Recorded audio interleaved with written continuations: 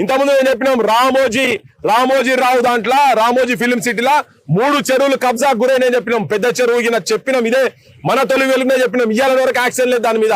ఇట్లా వీళ్ళు చెరువులు కబ్జాలు చేస్తున్నారు. ఎందుకు పెట్టిన ఆయన హైడ్రా ఇదంతా దొంగలకు సద్దులు మోసులు కాదు, వాళ్ళే దొంగలై అస్సలు బ్రోకర్లు, అస్సలు తింటున్నది, అస్సలు పైసలు తింటున్నది. ఇలా హైడ్రానే పేదోని పొట్టగొట్టిరు, మొత్తం పేదోని గుడిసెలు కూలగొట్టిరు. ఎవనిల్లుగా కూలగొట్టిరు చెప్పండి.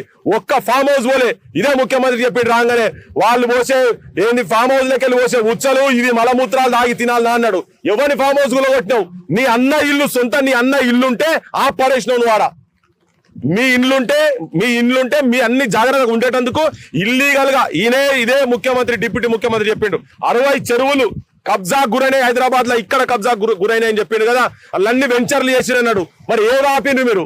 అవి మీరు ఆపరు. మీరందరూ దొంగల ముఠాగా తయారైంది. మొత్తం మంది రాజకీయ పార్టీ దొంగల ముఠాగా తయారై వాస్తవాలు చెప్తున్నటువంటి ఈ మీడియాను సోషల్ మీడియాను తొక్కే ప్రయత్నం చేస్తున్నారు. జనం ముంగడ వాస్తవాలు వస్తాయి, వాస్తవాలు వస్తున్నాయి.